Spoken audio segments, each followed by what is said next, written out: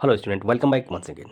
So this is the second video. पहले video में हमने 5 क्वेश्चन का डिस्कशन कर लिया था कि उसके आंसर कौन कौन से होंगे। ठीक है, आई होप आपने मिलाया भी होगा। चलिए, ये 6 क्वेश्चन लिखा है कि A parallelogram having one of its side 5 centimetre circum circumscribe a circle. ठीक है, the perimeter of parallelogram is. अब देखिए, इसमें ये लिख रहा है कि अगर एक सर्कल है, ठीक है, इसके चारों तरफ जो है एक पैरेललोग्राम बना हुआ है। अब पैरेललोग्राम क्या होता है?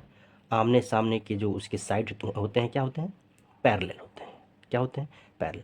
अब इसके आउटर अगर है तो क्या इसको टच नहीं करेगा? क्या टच तो करना ही है। ठीक है, ये टच तो करेगा ही। अब देखिए, जहाँ पर टच किया ये क्या हो जाएगा? 90 डिग्री। इधर भी 90, इधर भी 90, इधर भी 90। समझ में आ रही बात? अब देखिए, अगर ये टच किया है तो ये क्या बन रहा है? एक ये पॉइंट अगर आप लेंगे, ए बी सी और डी है। ठीक है, तो अगर आप ध्यान से देखिए तो ये इसका क्या है? ये इस सर्कल का क्या होगा? ये डायमीटर तो होगा। और डायमीटर क्या है? इसके इक्वल ही तो हो रहे हैं। हो रहे हैं कि नहीं? इसके इक्वल ही हो रहे हैं। अब देखिए, अगर ये 5 सेंटीमीटर दे रखा है, इसके साइड 5 सेंटीमीटर है, तो ये भी 5, ये भी 5, ये भी 5। ठीक है, और ये क्या होगा? पैरेलल तो है ही। ये होगा क्या? बात समझ में आ रही है कि नहीं कुछ? चलिए, ये सभी जो है, अगर ये इसकी बात की जाएगी तो ये दोनों क्या है? एक ही बाहरी पॉइंट से यहाँ पर टेंजेंट खींचे गए हैं। Tangent from the external point क्या होते हैं? ऑलवेज इक्वल होते हैं। यानी ये इसके इक्वल हुआ, फिर इधर से ये इसके इक्वल हुआ, सभी 5 पे आ ही आ रहे हैं। ठीक है, तो ओवरऑल जो इसका पेरीमीटर इसमें पूछा है क्या आ जाएगा? ये 20 सेंटीमीटर। ठीक है, तो इसका ऑप्शन नंबर ए ही हो जाएगा आंसर। बात समझ में आ रही है कि नहीं? देखिए, समझिए बस, इसमें समझने की बात है कि किस तरीके से आप इस क्वेश्चन को टेकल करते हैं। ठीक है, 7वां क्वेश्चन आ जाइए आप।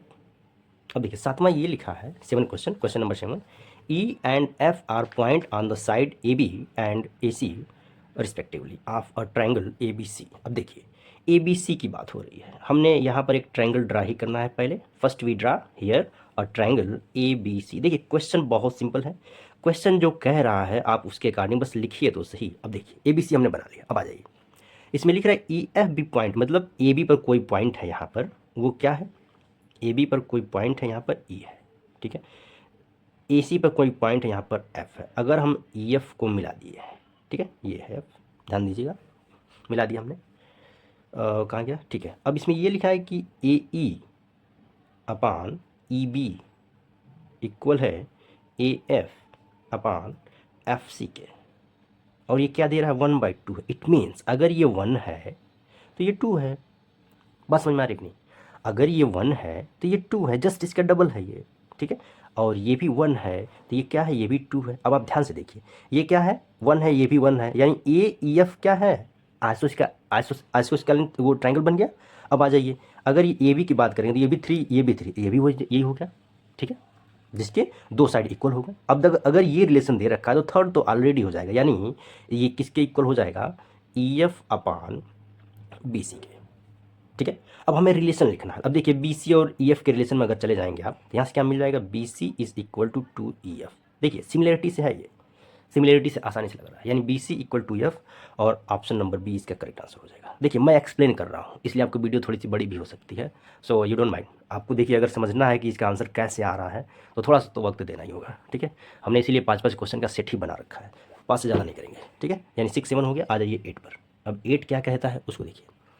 8 ये कहता है, question number 8, which of the following statement is true for a polynomial of degree 3। चलिए, पॉलिनोमियल की बात हो रही है। किसकी बात हो रही है? पॉलिनोमियल।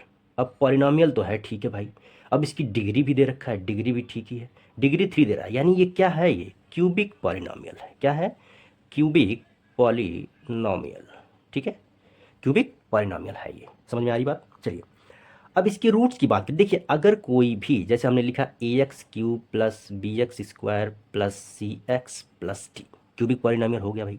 इसके अगर रूट है अल्फ़ा बीटा एंड गामा, ठीक है, तो इसमें ये लिख रहा है कि इसमें ये तीनों डिफरेंट हो सकते हैं। इसमें कोई दो सेम भी हो सकते हैं, तीनों भी सेम हो सकते हैं। तो इसमें ऑप्शन को आपको बड़ी केयरफुली पढ़ना। लिख रहा है कि P x has at most 2 distinct zeros, मतलब दो जो है अलग अलग में रहेंगे ज़ीरोस। तो तीसरा भी तो अलग हो जाएगा भाई, तो ये कैसे हो सकता है? नहीं होगा। हैज़ एटलीस्ट 2 डिस्टिंक्ट ज़ीरोस, ये भी नहीं होगा। P x has exactly 3 distinct, कोई ज़रूरी है तीनों अलग अलग हो? नहीं। अगला लिखा है कि P x has at most 3 distinct zeros, ये सही है, यानी ऑप्शन नंबर डी इसका करेक्ट आंसर है। देखो, एट मोस्ट मतलब तीनों अलग अलग हो सकते हैं। ठीक है, एकदम हो सकते हैं, अल्फा बीटा गामा है। और इसके रिलेशन की अगर बात करेंगे तो आपको पता ही है। चलिए, इस क्वेश्चन का ऑप्शन नंबर डी है। अब आ जाइए, लिखा है कि a letter A to F are mentioned on 6 faces of die. चलिए, डाइस का क्वेश्चन है, प्रोबेबिलिटी से रिलेटेड है, ठीक है, डाइस है। अब उसमें क्या 1 to 6 नंबरिंग रहती है, यहाँ ए से एफ तक लेटर दिया हुआ है भाई, कुछ अलग नहीं है। चलिए, आगे लिख रहा है कि such that each face has different letter. ठीक है भाई, अब ए टू एफ ये तो अलग अलग ही तो होगा, दूसरा थोड़ी होगा।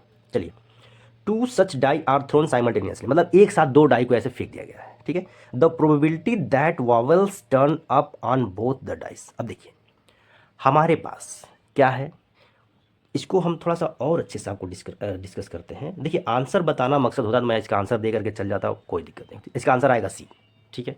बट कैसे आएगा, how can you solve this type of question? अगर यही 2 मार्क्स का आपका दे देता जो सेक्शन बी में, तो आप कैसे लिखते? देखिए, अगर ए से एफ तक है ये, मतलब A B C D E F die है, इसके उसमें आप मैं नंबरिंग में हमने डिस्कस किया था, A B C D E F 6 हो गए। चलिए, अब एक साथ अगर दोनों को फेंका जाएगा तो यहाँ पर क्या क्या आएगा, ए आ जाएगा, ठीक है, और ये सब ए बी आएगा, ए सी ये डी आएगा, फिर ये क्या आ जाएगा, ए ई आ जाएगा, ठीक है। अब आ जाइए ई पर सीधे, ई के साथ अगर करेंगे तो ये क्या आ जाएगा, ई ए आ जाएगा, ठीक है, और यहाँ पर क्या आ जाएगा, ई ई आ जाएगा। बात सुन रही नहीं? और कोई ऐसे आएंगे क्या जिसमें दोनों वावल हों? अब वावल क्या होता है, कॉन्सोनेंट क्या होता है, अब ये तो भाई आपको आना ही चाहिए। क्या है, वावल की अगर बात की जाएगी, ठीक है, ए ई आई ओ यू ये वावल होते हैं, बाकी रिमेनिंग जितने भी 21 हैं वो कॉन्सोनेंट होते हैं, ठीक है। अब इसमें हमारे पास कितने वावल हैं, how many vowel in this question? So A to F, between A to F there are 2 vowel, A and E, ठीक है, ए एंड ई को ही हमें कंसीडर करना है। अब दोनों पे यहाँ ए आएगा तो क्या है, वावल है भाई, ए ही है, वावल है, ई ए है, ये भी है, ई है, यानी कितने टोटल कितने बनेंगे, 36। और हमें जो इसमें फेवरेबल आउटकम कितने हैं, 1 2 3 4, यानी 4/36। तो क्या आ जाएगा, 1/9 is the probability of what, ये प्रोबेबिलिटी वही है, यानी इसका आंसर सी हो जाएगा। प्रोबेबिलिटी वही है कि अगर 2 डाइस जिसपे अगर लेटर दिया गया है ए टू एफ तक, तो अगर एक साथ आप फेंकेंगे तो 4 ही ऐसी, मतलब ये कंडीशन ऐसे आएंगे जिसमें दोनों वावल होंगे, बाकी में एक वावल होगा, एक और बाकी सब कॉन्सोनेंट वगैरह आ जाएंगे, ठीक है। चलिए, क्वेश्चन नंबर कहाँ तक पहुँच गए आप? अब 9 हो गया, 10 पे आ जाइए। 10 ये लिख रहा है कि x की वैल्यू दे रखा है ए बी क्यूब, y दे रखा है आपका ए क्यूब बी, ठीक है। देन एच सी एफ पूछ रहा है, H C F of x y minus L C M of x y चाहिए। चलिए, अब बताइए, एच सी एफ इन दोनों में कॉमन की बात हो रही, जब भी इस टाइप के क्वेश्चन रहते हैं अलजेब्रिक में, तो आपका कार्य ये है, देखिए ए यहाँ भी है, ए यहाँ भी है। चलिए, अब कॉमन लेने की बात अगर आएगी तो दो इनमें सबसे कम कहाँ है, ए यहाँ पर है, ये क्या ए क्यूब है, यानी एस सी एफ तो ए आ गया। बी वाले टर्म में आ जाइए, बी ही है, यानी ए बी हो गया इसका S C F minus LCM में मैक्सिमम को लेना होगा। जैसे ए यहाँ पर है, ए क्यूब यहाँ पर, ए क्यूब हो गया, यहाँ पर बी क्यूब है, बी है, यानी बी क्यूब हो गया, तो ये क्या हो गया, एलसीएम हो गया। अब इसको सॉल्व करना रहेगा। अब देखिए, दोनों जगह से ए बी कॉमन हो रहा है, 1 माइनस ए स्क्वायर बी स्क्वायर। अब यहाँ पर फार्मूला लगाइए ए स्क्वायर माइनस बी स्क्वायर का, तो ये क्या आ जाएगा, ए बी, और ये क्या हो जाएगा 1 plus A B and 1 minus A B.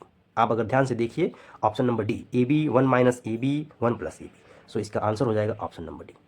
देखिए, इतना अगर हम डिस्क्राइब करके आपको बताएंगे तो आपको कोई कन्फ्यूजन भी नहीं होगा और आप इसको आसानी से समझ पाएंगे कि किस तरीके से हमें क्वेश्चन लगाना था, ठीक है। आई होप आपको समझ में आएगा। अगले वीडियो में फिर 5 क्वेश्चन आपको मिलेंगे और आप अपना आंसर इससे मैच करके कमेंट जरूर करिए कि सर मेरा इतना सही हुआ, ठीक है। चलिए, मिलते हैं नेक्स्ट क्लास में। Thank you.